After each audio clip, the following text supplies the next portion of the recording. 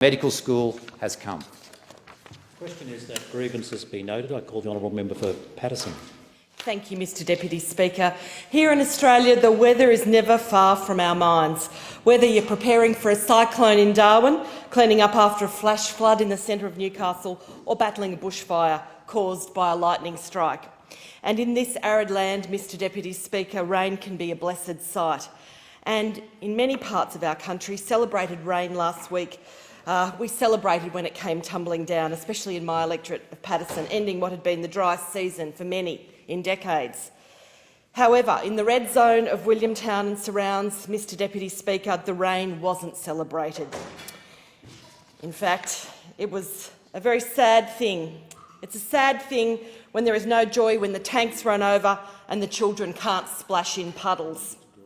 For in much of Williamstown, Saltash and Fullerton Cove, children can't splash in puddles. In fact, their parents and families and carers have been advised for them to have absolutely no incidental contact with that water whatsoever. Those people can't eat their own homegrown vegetables. Their water is contaminated and cannot be used. And the creeks and drains are known collectors of the dreaded PFAS chemicals that have leached from RAF Base Williamstown. Mr Deputy Speaker, I rise here today after being granted a speaking opportunity called the grievance debate, and it couldn't be more aptly named. Yes, I have a grievance. Those who own the 650 affected properties affected by PFAS contamination that has leached from the RAF Base Williamstown have a grievance. The individuals and families who have made their homes on this now contaminated land that is no longer fit for its rural and often agricultural purposes have a grievance. How long must we wait for the Department of Defence and for this federal government to fix this mess? It seems that every hope is thwarted, every deadline is stretched, every opportunity to extract assistance is like getting blood from the proverbial stone. Every long-awaited answer or solution fails to be delivered. It is now March 27, 2018, and we are 27 days past the original deadline on what, yet again, my constituents and I hoped might be a watershed moment. That moment was the release of the expert health panel for PFAS advice to the Australian government on the potential health impacts of PFAS exposure. The people trapped in the red zone are damaged and they're very dismayed. They suffered massive economic losses from the moment the red zone was declared and their properties fell within that line. They have suffered psychologically as investigations by our local newspaper led to reports of a 50-person plus cancer cluster along a 5-kilometre stretch of rural road in the heart of the red zone. They've been given conflicting advice on water and land use. They've been given apparently contradictory advice on the use of their primary produce. They've been through a treadmill of maps and models and boundary changes, not to mention endless meetings and briefings. They're sick of waiting, they're sick of asking, they're sick of pleading this government for help, and they're sick of asking this government to clean up the mess. Yes, Mr Deputy Speaker, they have a grievance. They have a deep grievance with Prime Minister Turnbull. They have a grievance with Defence Minister Payne. They have a grievance with the head of the PFAS Taskforce, Senator James McGrath. And now, Mr Speaker, they have a grievance with the Minister for Health, Greg Hunt. We were assured that the expert panel for PFAS would provide its advice to Minister Hunt by the end of February. That deadline came and went. It was quietly extended via a change to a website. On March 16, the expert panel for PFAS website was updated. It now states that the Honourable Minister, Mr Hunt, will receive the panel's advice in March 2018. Well, Mr Speaker, guess what? Time's almost up again. We are sick of waiting. These people have done absolutely nothing to deserve this, apart from buy rural properties in a perfectly good part of the world that is now not perfectly good for purpose. Earlier this year, this government thumbed its nose at a deadline set out in the Senate motion. This motion demanded that the government explain what consideration had been given to understanding and addressing financial impacts on affected businesses and individuals. The response? I can't even call it an answer. It was a day late and not worth the wait, quite frankly. This government is tardy and its lines are tired. I can only hope that the delay of the expert panel for PFAS advice is due to new developments on the global stage.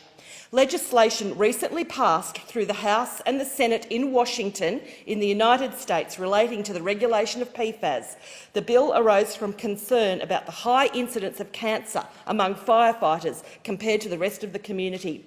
This time the recommendations just didn't involve firefighting foam or PFAS-laden soil and water or homegrown livestock or produce. They involve food packaging. And time again, we hear this government saying, "Oh, PFAS is everywhere, don't worry about it, it doesn't impact your health." Well, that's not what they're saying in Washington at the moment.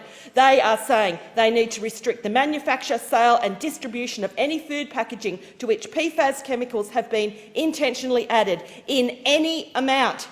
This is a burgeoning problem across the globe. This government knows what it faces, yet it won't face up to the truth. I would imagine this development would be of interest to the expert panel for PFAS. The panel's terms of reference state that it will take into account the evidence available from both Australian and international scientific research into the potential health effects of PFAS exposure. Well, I put it on the record now that I want the expert health panel for PFAS to take this into account. It was also tasked with considering the views of the public and other stakeholders through an invitation for public written submissions. Mr Deputy Speaker, my constituents affected by the Department of Defence's PFAS usage are savvy. They are tenacious, they are informed, they ask questions, they smell a rat, and they remember inconsistencies and hypocrisy. And when the answers they're given by the state and federal Conservative governments and their agencies don't add up with their research, they get angry. They get heartsick and some are now very cynical. We must make sure that they do not give up hope. We have a duty of care to these people affected by PFAS. We are their representatives, and those opposite, you are their government. I am pleading with you, do something.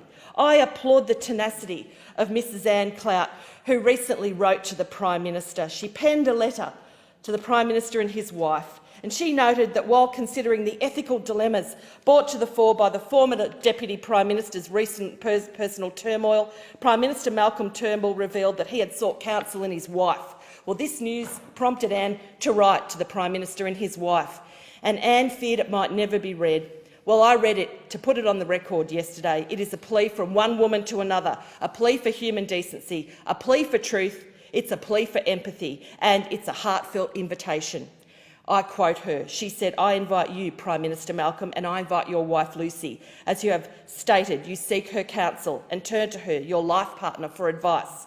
I hope, Lucy, you will see firsthand the human side, the impact and the toll this contamination is having on our communities. I invite you to hear the full and correct facts, information you have not received from the Department of Defence or the PFAS Taskforce advisors. I invite you for you to understand the full impact this contamination has had on our health, our lives, the devaluation to zero of our properties, and therefore the inability for us to be able to leave. I am asking you and Mrs Turnbull to please visit us, hear us and put an end to our plight of nearly 3 years. Yours sincerely, Anne Clout." Prime Minister, please have the decency to reply to Mrs Clout's invitation, which should be on your desk right now. Call upon your Minister for Health, Greg Hunt, to immediately release the expert advice from the Health PFAS panel. Instruct the head of the PFAS Taskforce, Senator James McGrath, to release your government's plan to put things right for those trapped in the red zone. Remove the Department of Defence from any future investigations and give your instructions to Senator Marise Payne, who has repeatedly said that Defence stands ready to do whatever is asked of it by the government. Most of all, I beg you, accept that these are human beings whose lives, hopes and futures have been decimated. You must help those who are caught in this mess through absolutely no fault of their own. Prime Minister Malcolm Turnbull, come to Williamstown. Be the Prime Minister we desperately need you to be and deserve. Thank you, Mr.